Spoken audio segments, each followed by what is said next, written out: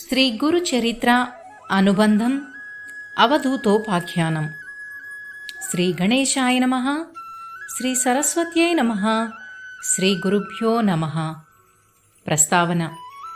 మొదట పరబ్రహ్మమొక్కడే ఉంటాడు, నేననేకమౌదునుగాక అని ఆయన సంకల్పించి త్రిగుణాలనాశ్రయించి బ్రహ్మ విష్ణు మహేశ్వరులుగా ఆవిర్భవించి సృష్టి స్థితి లయాలు చేస్తాడు. ఈ త్రిమూర్తుల ఐక్యతే పరబ్రహ్మతో చేరి గురుతత్వమైంది కనుక ఈ విశ్వమే గురురూపమని గురుగీత చెబుతుంది. అంటే సద్గురుని సేవించి ఆయన అనుగ్రహానికి పాత్రులైన వారికి విశ్వం గురురూపమేనని అనుభవమవుతుంది. మోక్షప్రాప్తికి దోహదం చేసే ఆత్మీయుడవుతుంది. అలా అనుగ్రహం పొందిన వారికి ఈ జగత్తే కర్మబంధాలను కల్పించే ప్రతిబంధకమవుతుంది. శ్రీకృష్ణుడు తననాశ్రయించిన అర్జునుడికి అట్టి అనుభవమే అనుగ్రహించాడు. అందుకే ఆయన జగద్గురువు. కనుక అటువంటి గురువును ముముక్షువు ఆశ్రయించి తీరాలి.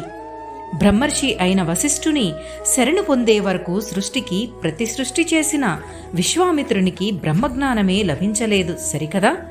అతడికి ఈ సృష్టి ప్రతిబంధకమై అనేకసార్లు తపోభంగము చేసింది కూడా. సద్గురువును ఆశ్రయించక ఎంతటి తపస్వి అయినా ముక్తి పొందలేడని ఇట్టి పురాణ కథల సారాంశము. విశ్వమంతా తమ రూపమేనని భక్తులకు ప్రత్యక్షానుభవాన్ని ప్రసాదించగలవారే నిజమైన తత్వద్రష్టలు, సద్గురువులు.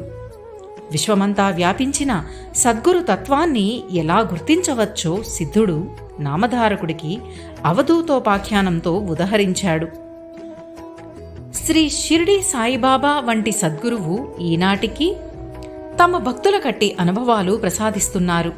అందుకే వారి చరిత్ర పఠించకుంటే శ్రీ గురు చరిత్రలోనివి ఇతర మహనీయుల చరిత్రలోనివి ఎన్నో అంశాలు అర్థం కావు. ఈ అవధూతోపాఖ్యానంలో అవధూత 24 మంది గురువుల నుండి నేర్చిన జ్ఞానాన్ని మూల గ్రంథం టూకీగా సూచించింది. ఈ ఘట్టం గూర్చి ముముక్షువులు మననం చేసి తక్కిన అంశాలను ఊహించుకోవాలి. ఈ ఆంధ్రానువాదంలో ఈ అంశాలను కూడా భక్తుల వినియోగార్థం వివరించడమైనది. కథారంభము. గురుతత్వాన్ని సిద్ధుడు ఇలా ఒక పురాణోపాఖ్యానంతో వివరించాడు. యయాతి పుత్రుడైన యదమరాజు ఒకనాడు వేటకు వెళ్ళి ఒక నిర్జనారణ్యంలో కటిక నేలపై పడుకుని ఉన్న ఒక సర్వ సంగ పరిత్యాగి సమర్థుడు అయిన ఒక అవధూతను చూసి ఆశ్చర్యపడి ఇలా అడిగాడు, స్వామి, ఆయుష్యము, సంపద, కీర్తి వీటిని కోరి మానవుడు ధర్మార్థ కామాలనే పురుషార్థాల యందు ఆసక్తుడవుతాడు. మీరు మాత్రము ఆసక్తులు కాలేదు. మీరు నైపుణ్యము లేకగాని చేతగాకగాని అజ్ఞానం వలన గాని ఇలా ఉన్నారని చెప్పలేము. మీరు నిపుణులు, శక్తిమంతులు, జ్ఞానులు అనే సంగతి చెప్పకుండానే తెలుస్తున్నది. మీరీ నిర్జనారణ్యంలో ఏ కోరికలు లేకుండానే పరమానందంగా ఎలా సంచరించగలుగుతున్నారు? అప్పుడా అవధూత లోక శ్రేయస్సుకై ఇలా బోధించాడు. నేను 24 మంది గురువుల నుండి జ్ఞానాన్ని గ్రహించి అనుష్ఠించి ఆత్మజ్ఞానం పొందాను. దానివల్లనే నిర్హేతూకము శాశ్వతము అయిన ఆనందము లభిస్తుంది. నా గురువులెవరో వారి నుండి నేను నేర్చినదేమో యోగ్యుడవైన నీకు వివరిస్తాను. నా మొదటి గురువు భూమి. పూర్వకర్మననుసరించి జీవులకు ఈశ్వరుడే ఆయా దేహాలు ప్రసాదించి వాటి జీవనానికి అవసరమైన రీతిగా వర్తింపజేస్తాడు. అటువంటి పశుపక్ష్యాదులెన్నో భూమిపై నివసిస్తున్నాయి. మానవులు భూమిని దున్నుతారు. బావులు, చెరువులు, కోనేళ్ల కోసం భూమిని తవ్వుతారు. జీవులన్నీ ఆమెపై మలమూత్రాలు విసర్జిస్తాయి. అయినప్పటికీ భూమి ఓర్పు వహించి జీవులకు సస్యాలు, ఆశ్రమము ఇచ్చి పోషిస్తుంది. ఇన్ని జీవుల నుండి తనకెంత బాధ కలిగినా చలించగా తన ధర్మాన్ని తాను అనుసరిస్తుంది. అలానే పూర్వకర్మ వలన ప్రేరేపించబడిన సకల భూతాల వలన పీడింపబడినప్పటికీ ముముక్షువు ప్రేమ ఓరిమిలతో సహించి ధర్మ మార్గం నుండి చలించకుండా ధైర్యం వహించి ఉండాలని భూమి నుండి నేర్చుకున్నాను. అలాగే భూమిపైనున్న కొండలు, దేవాలయాలకు, సకాల వర్షానికి కారణమైన అరణ్యాలకు నెలవులు. ఎన్నో జీవులు వాటి గుహలలో నివసిస్తాయి. మానవులకెంతో ఉపకరించే నదులు వాటిలో జన్మిస్తాయి. గృహ, ఆలయాది నిర్మాణాలకు కావలసిన రాళ్లను ప్రసాదించడమే కాక పరమార్థాన్ని కూడా మానవులకు ప్రసాదించగల ఎన్నో పవిత్ర తీర్థాలకు నిలయాలు పర్వతాలు. పర్వతం సకల జీవుల శ్రేయస్సు కొరకు మాత్రమే ఉంటుంది. ముముక్షువైన వాడు అలా జీవించగలగాలని దాని నుండి నేర్చుకున్నాను. నా రెండవ గురువు వాయువు. వివిధ వస్తువుల శీత, ఉష్ణ, శుచి, అశుచి, సుగంధ, దుర్గంధాలతో సంబంధము లేకనే వాయువు అనాసక్తుడై వాటి మధ్య సంచరిస్తాడు. తాత్కాలికంగా వాటి చేత ప్రభావితుడైనట్లు కనిపించినా మరుక్షణమే తన సహజ నైర్మల్యంతో ఎల్లడలా సంచరిస్తాడు. ముముక్షువు కూడా ఇంద్రియ విషయాలను అనుభవిస్తున్నా సుఖ దుఃఖాది ద్వంద్వాలలో తగులుకొనక హృదయము, వాక్కులకు అనుక్షణము సంభవించే విక్షేపాలను తొలగించుకోవడమే జీవిత లక్ష్యమని తలచి ప్రాణరక్షణకు అవసరమైన ఆహారం మాత్రం చేతనే యోగి తృప్తి చెందాలి. నా మూడవ గురువు ఆకాశము. అప్పుడప్పుడు ఆకాశము, మేఘాలు, ధూళి, సంధ్యారాగాల చేత ప్రభావితమైనట్లు కనిపించినా అది సహజంగా దేనికీ అంటనిది. ముని కూడా కాలగతిలో సృష్టించబడిన త్రిగుణాల వికార రూపమైన దేహానికి, దానివల్ల కలిగిన మనోవికారాలకు అంటనివాడై ఆకాశంలా స్వచ్ఛుడై ఉండాలని తెలుసుకున్నాను. అంతేగాక ఆత్మ ఆకాశం వలె సర్వవ్యాపి. దాని యందు గోచరించే వివిధ రూపాల చేత అది అవిభేద్యము, అసంగము, శుద్ధము అని గ్రహించాను. అట్టి ఆత్మయే బ్రహ్మం కదా. నాలుగవ గురువు అగ్ని. అగ్నిదేవుడు ఒకప్పుడు విశేషాగ్నిగా ప్రజ్వలిస్తాడు. ఒకప్పుడు నివురుగప్పి మందంగా వెలుగుతాడు. మరొకప్పుడు రాపిడి వల్లనే ప్రకటమయ్యే అగ్నితత్వంగా వస్తువులలో సూక్ష్మంగా దాగి ఉంటాడు. అట్టి సామాన్యాగ్ని మదనం చేత విశేషాగ్నిగా ప్రకటమై యజ్ఞం చేసేవారి పూర్వ పాపాలను హరించి రానున్న కర్మదోషాలను నివారించడం కోసం ఎవరి నుండైనా సరే హవిస్సును గ్రహిస్తాడు. కాని తాను మాత్రం వారి పాపాల చేత అపవిత్రుడుగాకనే వారి రూప పాపాన్ని దహిస్తాడు. అలానే ముని కూడా తన తపశ్శక్తిని గుప్తంగా ఉంచుకుంటూ జనాన్ని భావన మొనర్చడానికై సర్వుల నుండి భిక్షనుగొని వారిని అనుగ్రహిస్తాడు. తాను మాత్రం అగ్నివలే ఎట్టి భిక్ష వల్లనైనా అపవిత్రుడు కాడు. అంతేగాక అగ్నికి సహజంగా రూపం లేకపోయినప్పటికీ కట్టెను చేరినప్పుడు ఆ రూపంతో భావిస్తుంది. అలానే ఆత్మ కూడా వివిధ దేహాలయందు తదాత్మ్యం చెంది ఆయా రూపాలలో గోచరిస్తుంది. కాని ఆ ప్రతీతి వాస్తవమైనది కాదు. జీవులన్నీ సకాలంలో జన్మించి మరలా సకాలంలో మరణిస్తున్నా వాటి ఆద్యాంతాలు అట్టి ఉత్పత్తి లయాల వలె గుప్తమైనవి. మధ్యదశలో మాత్రమే జీవులు గోచరిస్తాయి. కాని వాటి సృష్టి స్థితి లయాలకు ఆధారమైన ఆత్మ శాశ్వతము, వికారరహితము, అవ్యక్తము, సర్వగతమును. అలానే సామాన్యాగ్ని కూడా. కనుక అగ్ని యొక్క తత్వాన్ని గూర్చి విచారించి నేను అట్టి తత్వజ్ఞానాన్ని పొందాను. అగ్ని వివిధ వస్తువుల గుణభేదాలను దహించి ఏకరూపమైన విభూతిగా మారుస్తుంది. అలానే ఈ తత్వజ్ఞానమనే అగ్ని వివిధమైన వస్తువులను, గుణాలను నిరసించి సర్వగతమైన విశ్వవివుని తత్వాన్ని గ్రహించి తనలో తానే అణిగియుంటుంది. నా 5వ గురువైన సూర్యుడు సహజంగా ఒక్కడే. అయినా ఒక్కొక్క జీవికి ఒక్కొక్క ఘటంలోని నీటిలో ఒక్కొక్క ప్రతిబింబంగా భాసిస్తాడు. అలానే సహజంగా ఆత్మ అద్వయమైనప్పటికీ దేహాది ఉపాధి భేదం చేత వివిధము, భిన్నమూ అయినట్లు కనపడుతుంది.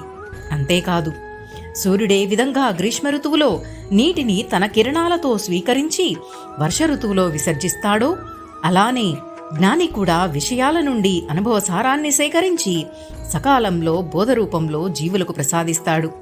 అయినా సూర్యునిలాగా అతడు కర్తృత్వం వహించడు. సూర్యుడు తన ప్రకాశంతో వివిధ వస్తువుల బాహ్య రూపాలను సర్వులకు గోచరింపజేసినట్లే జ్ఞాని కూడా వాటి నిజతత్వాన్ని జిజ్ఞాసువులకు తెలియజేస్తాడు. ఒకే సూర్యుని వలన కమలాలు వికసిస్తాయి, కలువలు ముకుళించుకుంటాయి. అలానే జీవులు వారి వారి పరిపాకాన్ననుసరించి ఆ బోధను గ్రహించగలుగుతాయి. కాని సూర్యుడు మాత్రం అన్ని జీవులకు వెలుగును, ఉష్ణశక్తిని ప్రసాదించడంలో జీవుల గుణదోషాలను ఎంచనట్టే మహాత్ముడు తన అనుగ్రహాన్ని సర్వులకు సమానంగానే ప్రసాదిస్తాడు. నా 6వ గురువు పావురము.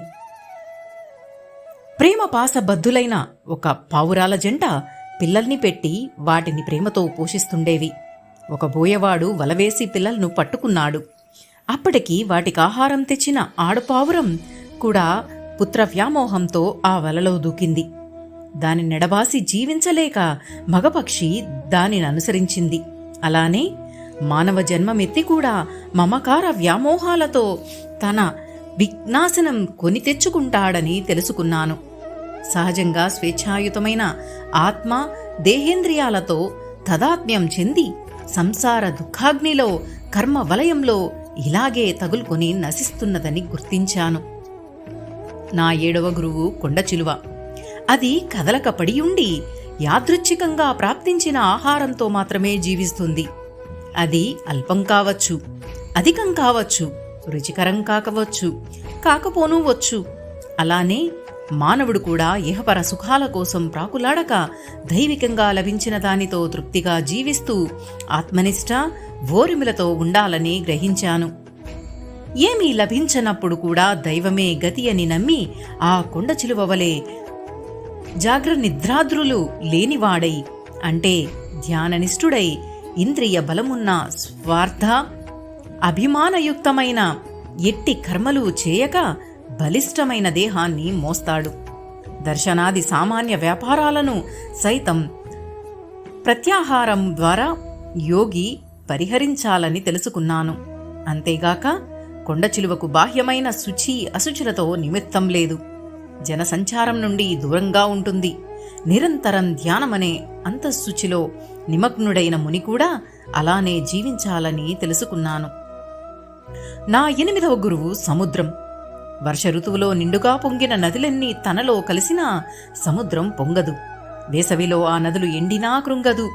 జ్ఞాని సముద్రంలా పరిపూర్ణుడై సుఖాలకు పొంగక, దుఃఖాలకు కృంగక, ధర్మమనే చెలియలి కట్టను అతిక్రమించక ఎట్టి పరిస్థితుల్లోనూ క్షోభించడు. అజేయుడై తన యోగ రహస్యమెవరికీ అంతుపట్టనివ్వక అపారుడు, ప్రసన్నుడు, చలనరహితుడుగా జీవించాలని తెలుసుకున్నాను. అంతేగాక సముద్రము తనలోని ముత్యాలను ఎన్నడూ బయటకు విడవదు. బయట నుండి చెత్తను కొంచెం కూడా తనలో చేరనివ్వదు. అలానే ముని తనలోని సద్గుణాలను వీడక అవగుణాలనొక్క దానినైనా చేరనివ్వక జీవించాలని తెలుసుకున్నాను. మిడుత నా 9వ గురువు. అది అగ్నిని చూసి ఆకర్షింపబడి అందులో దూకి నశిస్తుంది.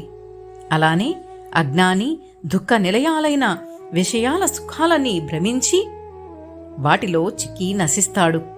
స్త్రీల రూపలావణ్యాలు చూసి మోహం చేత వశం తప్పి నశిస్తాడని తెలుసుకున్నాను. అలాగాక ముముక్షువు జ్ఞానమనే అగ్నిలో తన అజ్ఞానాన్ని ఆహుతి చేసుకోవాలని తెలుసుకున్నాను. నా 10వ గురువు ఏనుగు. మానవులు అడవిలో నిలిపిన ఆడ ఏనుగు ప్రతిమను చూసి భ్రమించి దాని స్పర్శ కోరి మగ ఏనుగు దానిని సమీపించి బంధించబడుతుంది. ఆడ ఏనుగును చేరి విహరించే మగ ఏనుగును మరొక మగ ఏనుగు పోరి చంపుతుంది. అలానే రావణ దుర్యోధనులలాగా స్త్రీ స్పర్శను కోరి అగ్నుడు సంసార బంధంలో చిక్కి ఆత్మనాశం కొని తెచ్చుకుంటాడని ముముక్షువు అట్టి మోహాన్ని జయించాలని తెలుసుకున్నాను. నా 11వ గురువు చీమ. దానివలనే తానార్జించిన ధనంతో దాన ధర్మాలు చేయక కూడబెట్టేవాణ్ణి దుర్మార్గులు దోచేస్తారని తెలుసుకున్నాను.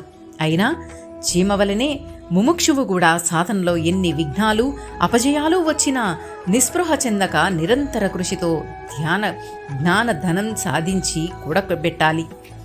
నా 12వ గురువు చేప.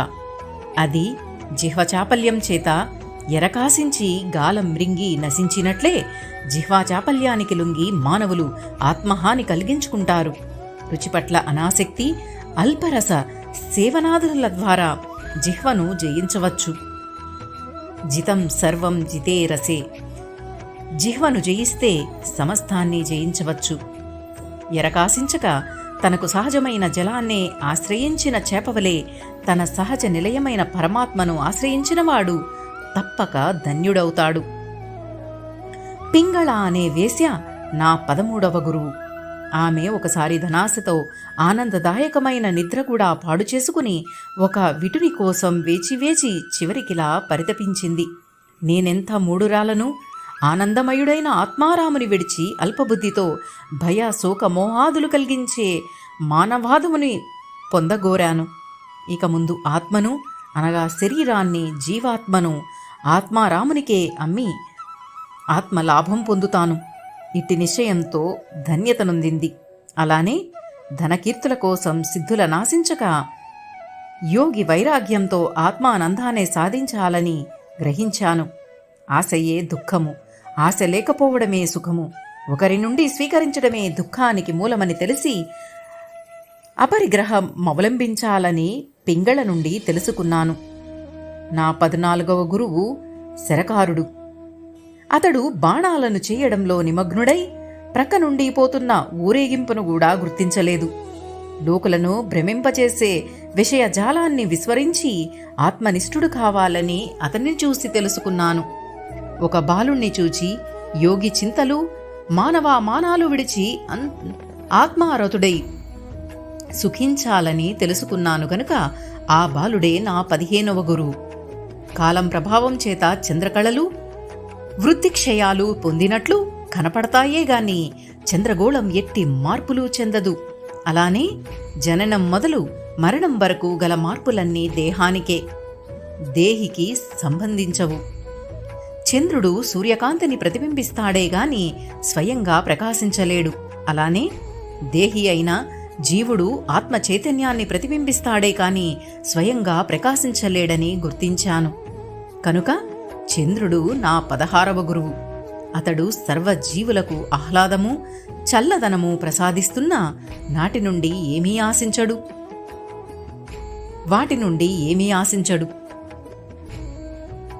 జ్ఞాని భగవదనుగ్రహాన్ని జీవులకు పంచి వాటి తాపాన్ని హరిస్తూ కూడా నిరపేక్షుడై ఉండాలని తెలుసుకున్నాను. తామర పువ్వుల పరిమళం చేత ఆకర్షింపబడిన తేనెటీగా రాత్రంతా ముడుచుకున్న కమలంలో బంధింపబడుతుంది. అలాగే యతిగూడా రుచి, సుగంధముల వల్ల పదార్థాల పట్ల అసక్తుడైతే వాటిని సమర్పించే గృహస్థుని ఇంట చిక్కి పతితుడవుతాడు.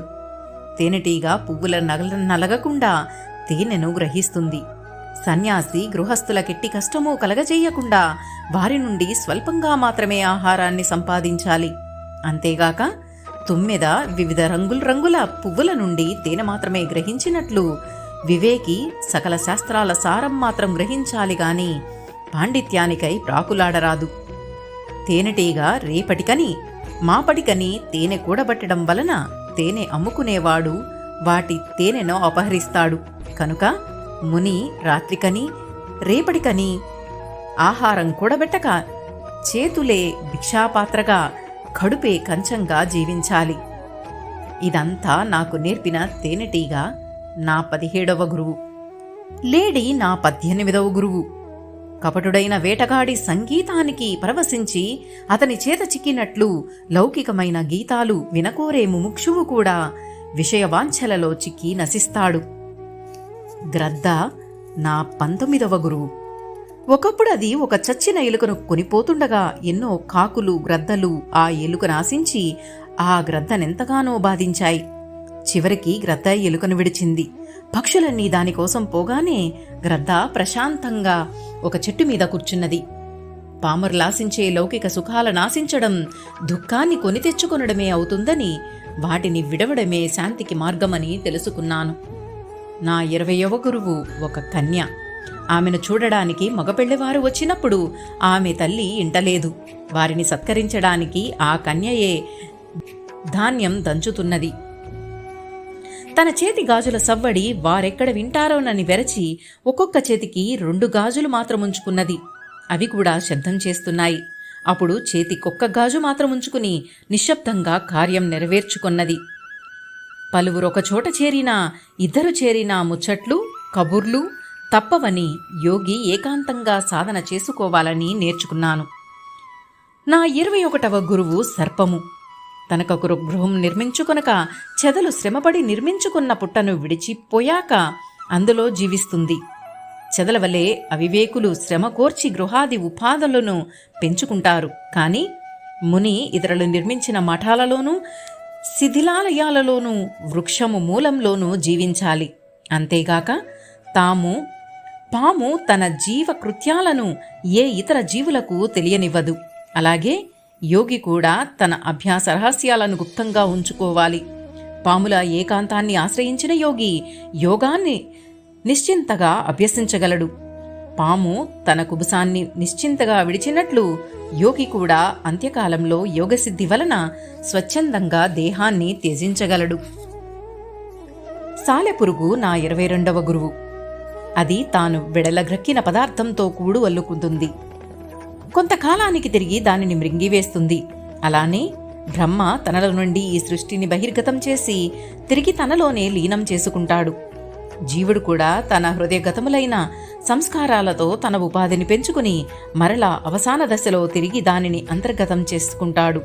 కనుక ఈ జగత్తంతా వాస్తవానికి బ్రహ్మమయమే అయినా తత్వజ్ఞానాన్ని సాధించని వారికి ఇది వాసనామయం. నా 23వ గురువు భ్రమరకీటము. భ్రమరము తన గుడ్డు నుండి బయల్పడిన తన కీటాన్ని తెచ్చి గూటియందుంచి దాని చుట్టూ జుంకారం చేస్తుంది. ఆ జుంకార భీతి వలన కీటం అహర్నిశలు భ్రమరాన్ని గురించే చింతించి కొంతకాలానికి తానే భ్రమరమవుతుంది. అలానే సచిష్యుడు తన గురువును నిరంతరం ధ్యానించి తానే గురురూపుడవుతాడని గుర్తించాను. నా 24వ గురువు జలము. జలం సర్వజీవులకు దాహం తీరుస్తుంది. వాటి దేహాలకు శుచి, ఆరోగ్యము, చల్లదనము ఇస్తుంది. వృక్షాలను, సస్యాలను పోషిస్తుంది. అన్ని జీవులకు అంత మేలు చేస్తున్నా తాను మాత్రం నమ్రతతో పల్లమైన పంతాలలోనే నిలుస్తుంది. అలాగే ముని తననాశ్రయించిన వారి హృదయ దేహ తాపాలను తొలగించి రక్షిస్తూ కూడా వినమ్రుడై ఉండాలని గ్రహించాను. శ్రీ గురు చరిత్ర కాల నిర్ణయం. శ్రీ గురు చరిత్ర శ్రీ గురుని కాలంలోనే వ్రాయబడిందని గమనించాము. కానీ శ్రీ గురుని కాలం కొంత స్థూలంగా మాత్రమే నిర్ణయించడం సాధ్యం. వీరు కాశీలో కృష్ణ సరస్వతి అనే యతీశ్వరుని వద్ద సన్యాసాశ్రమం స్వీకరించారు. విద్యారణ్యుల శిష్య పరంపరలో 3వ వారు శ్రీ కృష్ణ సరస్వతి. విద్యారణ్యులు 14వ శతాబ్ది పూర్వార్ధంలో శంకరాచార్యుల పీఠం అలంకరించినట్లు చరిత్ర చెబుతుంది. కనుక కృష్ణ సరస్వతి 15వ శతాబ్ది ఆరంభంలో శ్రీగురునికి సన్యాస దీక్ష ఇచ్చి ఉండాలి. శ్రీగురుడు 9వ ఏట ఇల్లు విడిచి వెళ్లిపోయారు. అటు తర్వాత 30 సంవత్సరములకు ఆయన తిరిగి తన తల్లిని దర్శించారు. అంటే ఆయనకు 38 సంవత్సరాలు ఉండాలి. ఆయన మాతృదర్శనానికి బయలుదేరే ముందు సాయందేవునితో మళ్లీ 16 సంవత్సరాలు తర్వాత తమ దర్శనం అతనికి లభించగలదని చెప్పారు. అటు తర్వాత రానున్న బహుధాన్య నామ సంవత్సరంలో శ్రీశైలంలో మళ్లీ తమను కలుసుకోమని ఆదేశించి ఆయన వెళ్లిపోయారని శ్రీ గురు చరిత్ర చెబుతుంది. అంటే అప్పటికి శ్రీగురుని వయస్సు 54 సంవత్సరాలు అయి ఉండాలని. అంటే ఆయన క్రీస్తు శకం 1405 పార్థివనామ సంవత్సరంలో అవతరించి ఉండాలని కొందరు చరిత్రకారులు తలచారు. శ్రీ గురించేత యవనరాజు భయం నుండి రక్షించబడిన సాయందేవుని కుమారుడు నాగనాథరావు. అతని కుమారుడు గంగాధరుడు. అతని కొడుకు శ్రీ నృసింహ సరస్వతి శిష్యకోటిలోనివాడు. అతడే సన్యసించి గంగాధర సరస్వతి అను పేర ప్రసిద్ధి చెందాడు. ఇతడు శ్రీగురుని అనుమతితోనే శ్రీ గురు చరిత్ర వ్రాసినట్లు ఆ గ్రంథ ఆరంభంలోనే స్పష్టంగా వ్రాశాడు. ఆ గ్రంథమంతా సిద్ధనామధారక సంవాదంగా వ్రాయబడింది. ఈ సిద్ధయోగి శ్రీగురుని ముఖ్య శిష్యులలో 7వ వాడని శ్రీ గురు చరిత్ర చెబుతున్నది. మిగిలిన శిష్యులందరినీ తీర్థయాత్రలకు పంపివేసినప్పుడు కూడా సిద్ధయోగిని మాత్రం తమ చెంతనే ఉండనిచ్చారు. కనుక గ్రంథకర్తయైన గంగాధర సరస్వతియే శ్రీ గురుని శిష్యుడైన సిద్ధుడన్నది స్పష్టం. అయితే అతడు తన పేరు నామధారకుడని వ్రాసుకోవడానికి కారణమేమిటి? శ్రీగురుని అనుగ్రహము ఆదేశము పొందక ముందటి గంగాధరుడే నామధారకుడు. అది పొంది వారి అనుగ్రహానికి పాత్రుడైన తర్వాత తానే సిద్ధయోగి. అంతకుముందు తాను నామధారకుని వ్రాసుకోవడంలో ఒక ధర్మశాస్త్ర సూక్ష్మం ఇమిడియున్నది. జన్మతః బ్రాహ్మణుడై కూడా నిర్దుష్టంగా సదాచారం పాటించని వాణ్ణి నామధారకుడంటారని యజ్ఞావల్క్యాస్మృతి చెబుతున్నది. మొదట తాను అలానే జీవించినట్లు శ్రీ గురుచరిత్ర ఆరంభంలో అతడు వ్రాసుకున్నాడు. శ్రీగురుని అనుగ్రహం పొందిన తర్వాత తన పేర చివర సరస్వతి అనే గురునామాన్ని తన దీక్షానామంగా ధరించడం వలన అతడు నామధారకుడయ్యాడు. తన గురువు యొక్క అవతార కార్యాన్ని కొనసాగించడంలో భాగంగా శ్రీగురుని లీలలు ప్రచారం చేయడమే ఈయనకు సాధనంగా విధించబడింది. అంటే ఈ గ్రంథం 15వ శతాబ్దం ప్రాంతంలో వ్రాయబడి ఉండాలి. కొందరు పండితులు శ్రీగురుని నిర్యాణం క్రీస్తు శకం 1516లో జరిగి ఉండాలని నిర్ణయించారు. గురుచరిత్ర ప్రకారం చంద్రుడు కుంభరాశిలో ఉండగా ఒక బహుధాన్య సంవత్సరంలో శ్రీగురుడు అంతర్ధానమయ్యారు. ఇది 1456 మధ్య అయి ఉండాలని అప్రబుద్ధ అనే చరిత్రకారుడు, కొందరు జ్యోతిష్ శాస్త్రవేత్తలు అన్నారు. కొన్ని వ్రాత ప్రతులలో ఆ సంవత్సరమే ప్రస్తావించబడినట్లు నృసింహ సరస్వతి మరియు దత్త సాంప్రదాయాల చరిత్ర అనే మరాఠీ గ్రంథంలో రామచంద్ర చింతామణి డేరే వ్రాశారు. గురుచరిత్ర వచనం జనవరి 19, 1459కి సరిపోతుందని టీబీ అభ్యంకర శాస్త్రి, కామత్ పండితులు నిర్ణయించారు. శ్రీగురుడు 50 సంవత్సరాలు జీవించి ఉండవచ్చునని తలచి వారి జనన సంవత్సరం 1406 ప్రాంతమై ఉండాలని పూర్వచరిత్రకారుల అంచనా. కానీ ఈ అంచనా సరికాదు. ఈ వివరాలను విపర్యయ క్రమంలో వివరిద్దాము. శ్రీగురుని నిర్యాణము 1456, గాణ్గాపుర వాసము 23 సంవత్సరాలు, 1433 నుండి 1456 వరకు. అంతకుముందు వాడిలో తపశ్చర్య 12 సంవత్సరాలు అనగా 1420 నుండి 1432 వరకు నరసింహవాడిలో ఉన్నారు. ఔదుంబర వాసం 1419, పరిలి వైద్యనాథ నివాసం 1418, గౌతమి తటయాత్ర 1416 నుండి 1418 వరకు, పునర్మాతృ దర్శనం 1414, సన్యాసాశ్రమ స్వీకారం 1386, గృహ పరిత్యాగం శ్రీ గురువచనం ప్రకారం పునరాగమనానికి 30 సంవత్సరాలకు ముందు అనగా 1384. ఇది ఉపనయనం తర్వాత ఒక సంవత్సరంకి అనగా ఉపనయన సంవత్సరం 1383, జననం 1376. అంటే శ్రీగురుని ఆయుర్దాయం 80 సంవత్సరాలు. శ్రీగురుడు వాసర బ్రహ్మేశ్వరంలో ఉండగా సాయందేవుని బాధపెట్టిన యవనరాజే దేశంలోని బ్రాహ్మణులను చర్యలో పరాభవించమని 2 పండితులను ప్రోత్సహించి ఉండవచ్చు. ఈ పండితులకు శ్రీగురుడు గర్వమణిచినది గాణ్గాపురంలోనే. అంటే సాయందేవుడు సెప్టెంబర్ 24, 1422 నుండి ఫిబ్రవరి 27, 1435 వరకు రాజ్యపాలన చేసిన అహ్మద్ షా కొలువులోని వాడై ఉండాలి. హిందువుల పట్ల ఆదరణ కలిగి ఉన్న 2వ అల్లావుద్దీన్ శ్రీగురునికి భక్తుడై ఉండాలి. ఇతడు ఫిబ్రవరి 27, 1435 నుండి ఫిబ్రవరి 13, 1458 వరకు రాజ్యపాలన చేశాడు. ఇతని మరణానంతరం 1 సంవత్సరంలోగా శ్రీగురుడు నిర్యాణం చెంది ఉండాలి. శ్రీగురుని జీవితకాలంలో 6 బ్రహ్మణి వంశపు యవనరాజులు బీదర్ను పరిపాలించారు. వీరిలో 5వ వాడైన అహ్మద్ షా 1432లో తన ముఖ్య పట్టణాన్ని బీదర్ అంటే వైడూర్య నగరమునకు మార్చాడు. తర్వాత 2వ అల్లావుద్దీన్ 1435 నుండి 1458 వరకు వ్రణంతో బాధపడ్డాడని చరిత్ర చెబుతున్నది. అతడే వెనుక జన్మలో శ్రీపాదులను సేవించిన రజకుడై ఉండాలి. 2వ అల్లావుద్దీన్కు వ్రణబాధ హిందువుపైన సన్యాసి మహిమ వలన తగ్గిందని ముస్లిం చరిత్రకారులు వ్రాయకపోవడానికి వారి స్వమతాభిమానం కారణమై ఉండవచ్చు. బీదర్ను శ్రీ గురుచరిత్ర పలుచోట్ల చాహు రాష్ట్ర అని వర్ణిస్తుంది. బీదర్లోని బ్రహ్మణీలు రాజ్యాన్ని 4 భాగాలుగా చేశారని చరిత్ర చెబుతున్నది. రెండవ అల్లావుద్దీన్ ఒక్కడేగాక మరికొందరు ముస్లిం పరిపాలకులు కూడా శ్రీగురిని భక్తులైనట్లు తెలుస్తున్నది. బీజాపూర్లో ఇబ్రహీం బాద్షా అనే యవనరాజు శ్రీ గురుపాదుకలకు మందిరం నిర్మించాడు. బీజాపూర్ రాజైన యూసఫ్ ఆదిల్ షా కూడా బిజాపూర్లోని తన కోటలో నిత్య పూజ కోసం శ్రీ గురుపాదుకా మందిరం నిర్మించాడు.